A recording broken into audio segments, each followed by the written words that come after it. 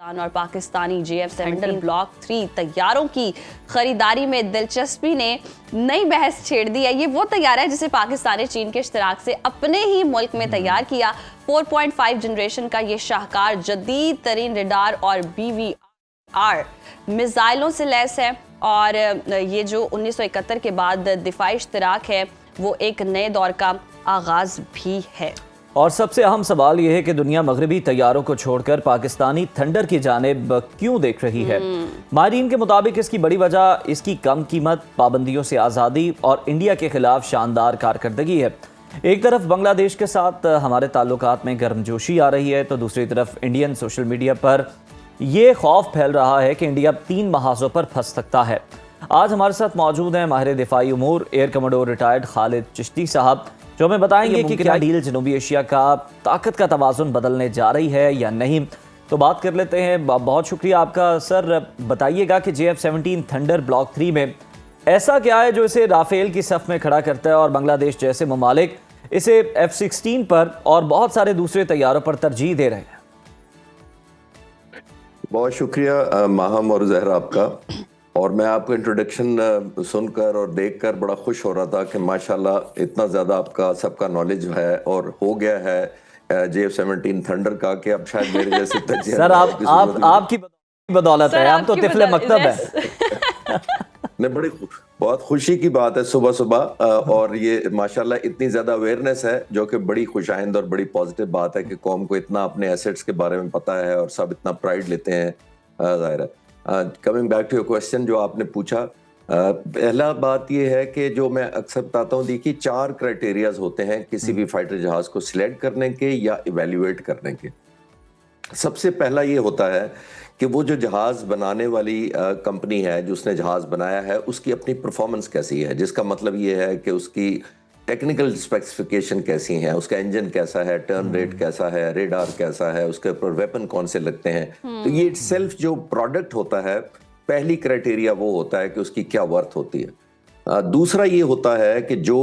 بیچنے والا ملک ہے یا خریدنے والا ہے وہ کاسٹ کی کیا پڑے گی۔ آج دیکھیں آپ 150 بلین کے قریب آپ نے دیکھا ہے کہ رافیل کی قیمت ہے، یہ اس سے کہیں زیادہ 4-5 گنا کم اگر قیمت پہ آپ کو آلموسٹ کلوز ٹو دیٹ ملتا ہے، تو یہ کاسٹ بڑا فیکٹر پلے کرتی ہے کہ قیمت کیا ہے، یعنی افورڈیبلٹی دوسرے ملک کی کہ وہ کتنے جہاز خرید سکے گا جو ان کا بجٹ ہے ان کے ذہن میں اس ملک کا۔ اس صورت میں بنگلہ دیش ایئر فورس، یہ دوسرا کرائٹیریا ہے۔ تیسرا کرائٹیریا ایک اور بڑا امپورٹنٹ ہوتا ہے، وہ یہ کہ اس کا سیفٹی ریکارڈ کیسا ہے اور ریلائبلٹی کیسی ہے سورس کی، یعنی اس صورت میں پاکستان جو جہاز دے گا، پاکستان بنگلہ دیش کے لیے کتنا ریلائبل ہے۔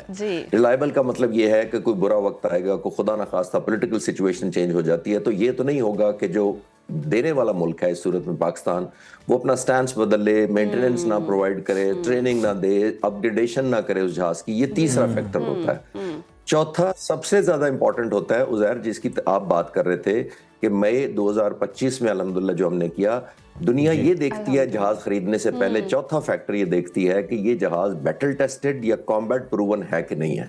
یعنی کہ اگر اس نے کسی کانفلکٹ میں حصہ لیا ہے تو اس کی کیا پرفارمنس رہی۔ تو الحمدللہ JF-17 تھنڈر کی پرفارمنس نہ صرف ابھی 2025 میں آؤٹ سٹینڈنگ رہی، بلکہ آپ نے دیکھا ہوگا 2019 میں ہمارا جو ابھینندن والا واقعہ ہوا تھا، اس میں بھی پاک فضائیہ کہ یہ فرنٹ لائن جہازوں میں سے تھا JF-17 تھنڈر۔ تو over the period of time 4 دنیا کے اگر کرائٹیریاز ہیں، سب سے پہلے جیسے میں نے کہا capability, number 2 affordability, number 3 reliability of the manufacturer, اور نمبر 4 جیسے میں نے کہا بیٹل ٹیسٹڈ ہے۔ بالکل خالد صاحب، ہم نے مینوفیکچرنگ کی بھی بات کر لی، سارے کریکٹرسٹکس کی بھی بات کر لی۔ اب ہم نے دیکھا کہ مارکہ حق میں نا یہ بھی بہت بات ہوئی، مین بیہائنڈ دا مشین، تو مشین لے لینا اور پھر اس کے سکلز جس طرح سے سب معترف ہوئے، وہ جذبہ، وہ سکلز کیسے کوئی سیکھ سکتا ہے اگر کوئی ملک سیکھنا چاہے تو؟ طیاروں کے ساتھ کوئی ٹریننگ کا بھی بندوبست؟ طیاروں کے ساتھ ٹریننگ۔ جی بالکل، آپ نے ٹھیک کہا کہ کیونکہ یہ لک فارورڈ دنیا اس وقت جو ہم سے نہیں خرید رہے JF-17 تھنڈر ماہم، وہ بھی ہم سے ٹریننگ لینا چاہتے ہیں، کیونکہ ٹریننگ اتنا امپورٹنٹ فیکٹر ہے اس پورے کانفلکٹ میں۔ جو دیکھا ہم نے کہ سب سے زیادہ پاک فضائیہ کا ایک سکل لیول جو تھا ہمارے فبازوں کا، ٹیکنیشینز کا، ایئر ڈیفنس کنٹرولرز کا، वो बियॉन्ड एक एक्सपेक्टेंसी था, जो लोग एक्सपेक्ट कर रहे थे कि हम यहाँ परफॉर्म कर रहे थे, कहीं उससे नॉच ऊपर किया। और जाहिर है, जैसे मैंने अक्सर बात करता हूँ कि ये विजन थी लीडरशिप की। Air chief marshal Zaheer Ahmad Babar Sidhu ने 3 साल से राफेल के खिलाफ टैक्टिक्स फोकस किए, उनको माइक्रोस्कोप के नीचे रखकर गौर से सब कुछ देखा, पायलट्स को, टेक्नीशियंस को, सबको ट्रेन किया, पूरी टीम को। तो ये तभी पॉसिबल होता है। आपने बिल्कुल ठीक कहा कि 5वां फैक्टर ये है कि जब हमसे कोई जहाज खरीदता है तो जाहिर है हमारे ही पायलट्स और इंजीनियर्स और टेक्नीशियन ट्रेनिंग भी देंगे। तो ये बहुत ज्यादा वैल्यू ऐड होती है किसी भी एयरफोर्स के अंदर। जी बिल्कुल सही। अच्छा खालिद साहब, बांग्लादेश का पाकिस्तान से ये तैयारे खरीदना महज एक तिजारती मुआहदे के तौर पर इसे लिया जाए, या फिर ये खित्ते में इंडिया के असर व रसूख के खात्मे की घंटी भी है? और क्या 1971 की तलखियों के बाद ये एक बड़ा स्ट्रेटेजिक टर्न हो सकता है? उज़ैर, देखिए, मेरी भी खुशकिस्मती है कि मैं जब एयरफोर्स में था तो मैं बांग्लादेश का विजिट किया हुआ है। मेरी ये खुशकिस्मती ये भी है कि मैंने बांग्लादेश के ऑफिसर्स और कैडेट्स को ट्रेनिंग दी हुई है। तो देखिए, जब आप पर्सनली किसी से इंटरेक्ट करते हैं, जब मैं बांग्लादेश भी गया था,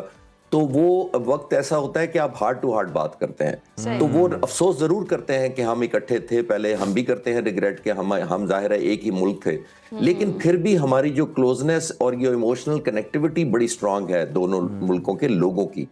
और इस दरमियान में हसीना वाजिद का टेन्योर आया कोई 16 साल का, उसमें आपने देखा कि थोड़ा सा हम बैक बर्नर पर भेज दिए गए या पीछे कर दिए गए, और बांग्लादेश के मुकाबले में इंडिया ज्यादा एडवांस आ गया उनके करीब। तो वो जाहिर है एक पीरियड था, लेकिन जाहिर है ये जो स्पेस बनी है at the cost of India he mostly बनी है। उसकी वजह ये है कि हमने साबित किया है कि हम आपके ट्रस्टेड फ्रेंड भी हैं, हम आने वाले वक्तों में साथ भी देंगे आपका। तो मेरा ख्याल है ये इंडिया के लिए इसीलिए परेशानी का बायस है कि उसने ऑलमोस्ट बांग्लादेश को ग्रांटेड लिया हुआ था कि बांग्लादेश का मतलब है कि जो पॉलिसी होगी, जो परचेजेस होंगी, जो डिफेंस एग्रीमेंट्स होंगे, वो शायद इंडिया के या कॉन्सेंट से होंगे या इंडिया के साथ होंगे। तो इंडिया के लिए कंसर्न बिल्कुल जेन्युइन है, और ये बहुत बड़ी कामयाबी पाकिस्तान के लिए, लोगों के लिए, और खास तौर पर पाक फिजाइया के लिए है कि हमें एक अपॉर्चुनिटी मिलेगी डायरेक्टली इंटरेक्शन करने की। बांग्लादेश के हमारे एयरफोर्स के ऑफिसर्स और ब्रदरहुड हमारी है, और हम ओल्ड जो हमारी रिलेशनशिप है हम उसको रिवाइव करेंगे इंशाल्लाह ताला। इंशाल्लाह। सही। अच्छा खालिद साहब, अगर हम देखें मगरबी ममालिक खासतौर पर अमेरिका तैयारे देने के साथ कड़ी शराइत यूज़ मॉनिटरिंग लगाते हैं, तो पाकिस्तान का नो स्ट्रिंग्स अटैच वाला मॉडल हमारी डिफेंस एक्सपोर्ट का सबसे बड़ा हथियार बन गया है।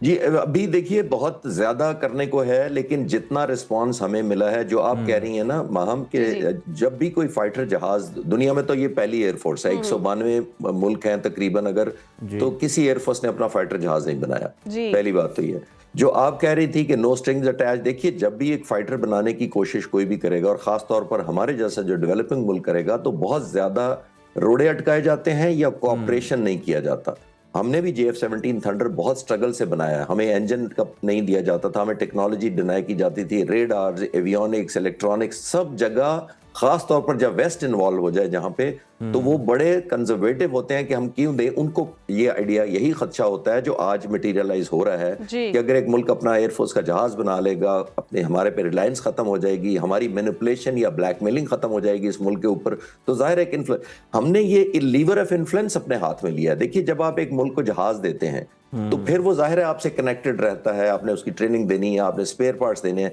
आप हैरान होंगे, मैं एक और डाटा आपको बता देता हूं कि इजराइल ने पिछली दिहाई में तकरीबन $15 बिलियन का मिलिट्री असला बेचा है। 15 बिलियन।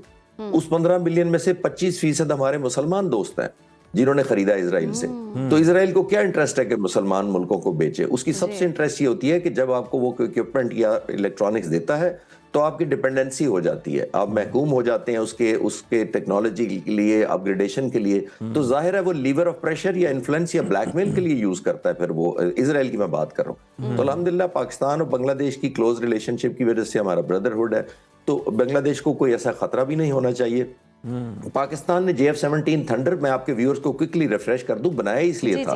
क्योंकि 1989 में हम पर सैंक्शंस लगा दी गई थी, हमारे 658 बिलियन रोक लिए गए थे जो हमने F-16 के लिए दिए हुए थे। उसके बदले में हमें गंदम दी गई थी, ऑफर की गई थी। फिर हमने सोचा कि ये अगर सैंक्शंस का और इस तरह की ब्लैकमेलिंग का अगर फ्यूचर में भी होता रहा तो हमारी तो एयरफोर्स सारी की सारी परफॉर्मेंस होगी डिपेंडेंट दूसरे मुल्कों पर, यानी जो मुल्क देने वाले हैं। तो जब हमने 1995 में JF-17 थंडर बनाया تو الحمدللہ آج 30 سال میں ہمارے پاس 200 جہاز ہیں پاک فضائیہ کے پاس تقریباً، اور 40 سالوں میں انڈیا کے پاس، انہوں نے 85 میں شروع کیا تھا 1985 میں، تو آج دیکھیے ان کا 40 سالوں میں صرف 40 جہاز ہیں ان کے پاس، جو ایک تیجاس کریش ہوا تھا دبئی میں اس کی بات کر رہا ہوں۔ جی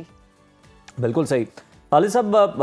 تکلیف یقیناً پریشانی بنگلہ دیش کے لیے تو نہیں ہے، لیکن انڈین سوشل میڈیا پر شور ہے کہ ڈھاکہ پاکستان کے اسٹریٹجک دائرے میں جا رہا ہے، مطلب کرکٹ کے معاملے میں بھی ہمیں ایک آنکھیں دکھا رہا ہے آ کے، دفاعی محاذ پہ بھی اب اس طرح سے ہمارے ساتھ سلوک کر رہا ہے، اور انڈیا کو اب چین، پاکستان اور بنگلہ دیش، آپ سمجھتے ہیں کہ 3 محاذوں پر بھی لڑنا پڑے گا اگر کوئی اس طرح کی شرارت کرتا ہے؟ بطور دفاعی ماہر آپ اس خدشے کو کس نظر سے دیکھتے ہیں؟ دیکھیے بنگلہ دیش پہلے ہی چین کے کافی قریب ہے، ان کی پورٹس وغیرہ ڈیولپمنٹ کرنے میں چین بہت مدد کرتا رہا ہے پہلے، لیکن چین کی لمیٹیشن وہیں آ جاتی تھی جب انڈیا کا انفلوئنس بڑھ جاتا تھا، کیونکہ ظاہر ہے انڈیا نہیں چاہتا تھا بنگلہ دیش میں مختلف پورٹس ڈیولپمنٹ کا انفراسٹرکچر ڈیولپ کرنا، بجلی گھر وہاں بنانا چاہتا، تو بہت ساری ڈیولپمنٹ چین آلریڈی انگیج تھا، لیکن ہر دفعہ شاید اس سے انڈیا کو انسیکیورٹی ہو جاتی تھی، اور انڈیا کا تو ہمیشہ ماننا یہ ہے کہ اگر آپ ہمارے دوست نہیں ہیں تو پھر آپ ہمارے دشمن ہیں، اس طرح کی اسٹریٹجی ہوتی رہی ہے جیسے کوئی بڑی سپر پاور کرے۔ لیکن میرا خیال ہے جو کولیبریشن پاکستان کے ساتھ ہوئی ہے، چائنا کے ساتھ اور زیادہ کمفرٹ لیول بنگلہ دیش کا ہو جائے گا، اور انڈیا کا شاید جو انفلوئنس یا دائرہ اختیار وہاں پہ اور سکڑ جانا چاہیے، اور اس وجہ سے کہ لاجیکلی چین آبویسلی اکنامکلی بہت اسٹرانگ ہے، ٹیکنالوجیکلی بہت اسٹرانگ ہے، اور ایک اور بات میں ضرور یاد کر رہا ہوں کہ ہم نے پہلی دفعہ جہاز نہیں دینے انشاءاللہ تعالی، ہم نے گفٹ بھی کیے ہوئے ہیں F6 جہاز جو ہمارے پاس تھے کسی بہت سال پہلے، کوئی 30 سال پہلے، جب بنگلہ دیش کو ضرورت تھی اور ہم جہاز سپیئر کر سکتے تھے تو ہم نے F6 ایز اے گفٹ دیے تھے بنگلہ دیش ایئر فورس کو، تو ہمارا گڈ ول جیسچر اور آپس میں جو کلوز بانڈنگ بہت پرانی موجود ہے، بہت پرانی موجود ہے۔ اچھا خالد صاحب، معاشی اعتبار سے دیکھیں تو آذربائیجان کے ساتھ اربوں ڈالر کا معاہدہ، اور اب بنگلہ دیش کے دفاعی ساز و سامان میں دلچسپی، کیا دفاعی برآمدات پاکستان کی جو ڈوبتی معیشت ہے اس کو سہارا دینے میں کوئی کلیدی کردار ادا کر سکتی ہیں؟ کیونکہ خواجہ آصف اسی کی بیس پہ کہہ رہے ہیں نا کہ اتنے تیاروں کے آرڈر آ رہے ہیں کہ 6 ماہ تک ہو سکتا ہے IFF کو اللہ حافظ کہہ دے۔ ہمارے جو ڈیفنس منسٹر ہیں، ظاہر ہے وہ کیونکہ منسٹر ہیں تو ان کی ویژن یا ایکسیس یا ڈیٹا یا انفارمیشن میرے سے کہیں زیادہ ہوگی،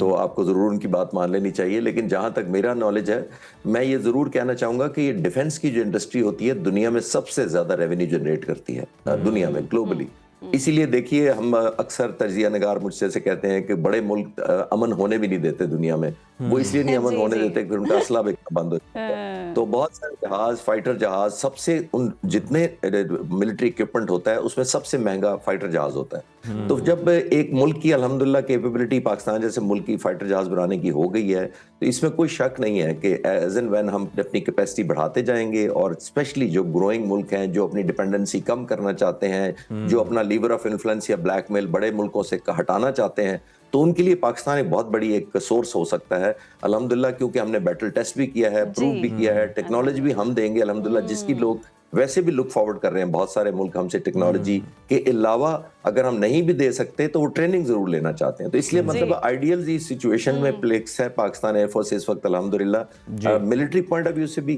اور human resource point of view سے بھی۔ بالکل لوگوں کا انٹرسٹ ہے مختلف ممالک کا، کیونکہ پاکستان ان طیاروں کو وقتاً فوقتاً اپڈیٹ بھی کرتا رہتا ہے، اپگریڈیشن بھی چلتی رہتی ہے۔ خالد صاحب، افریقہ اور مشرق وسطیٰ میں JF-17 کی مانگ بڑھ رہی ہے، آپ کی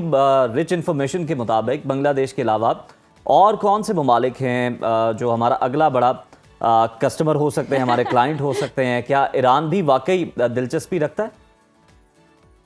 انشاءاللہ اچھی خبریں آئیں گی، because of nature of sensitivity ہے انفارمیشن کی، تو میں شاید ملکوں کے نام نہیں بتا سکتا، لیکن یہ میں کنفرم کر سکتا ہوں آپ کو کہ ہم سے بہت زیادہ ملک انگیج ہیں ایز کمپیئر ٹو جو پچھلے سال اپریل میں جتنے مجھ سے رابطے میں تھے، مئی کے بعد جو الحمدللہ پرفارمنس ہوئی تو بہت سارے لوگوں نے، بہت سارے ملکوں نے، لیڈرز نے یہ ریئلائز کیا کہ یہ نہ صرف ایک ایئر فورس ہے جو سیلف سسٹین کرتی ہے، ریلائبل ہے، آؤٹ پرفارم کرتی ہے ایسے ملک کے خلاف جو ہم سے بڑا ہے، تو ظاہر ہے الحمدللہ اللہ کی مرضی کے بعد کچھ نہ کچھ تو ہے، ہماری لیڈرشپ میں ہے، ہمارے pilots, engineers, technician, air defence controller, سب میں کچھ نہ کچھ تو بات ہے، تو بہت سارے ملک انگیج کر رہے ہیں ایز اینڈ وین بیسس پر۔ جیسے بنگلہ دیش کا میں بہت عرصے سے جانتا تھا کہ ہم انگیج ہیں، لیکن ظاہر ہے کانفیڈینشیلٹی کی وجہ سے شیئر نہیں کیا جا سکتا، اب پاک فضائیہ انگیجڈ ہے، آنے والے وقتوں میں انشاءاللہ تعالیٰ اور ملکوں کا انفولڈ ہوگا جی گریجولی، کیونکہ آپ نے دیکھا کہ خود ہی آپ نے انٹروڈکشن میں کہا کہ سب سے زیادہ انسیکیورٹی انڈیا کو ہو گئی ہے، تو ہم کہتے ہیں کہ یہ قسطوں میں چلتا رہے، ایک دم زیادہ بلاسٹ۔ یہ بھی ٹھیک ہے، بہت شکریہ خالد صاحب آپ کے وقت کا۔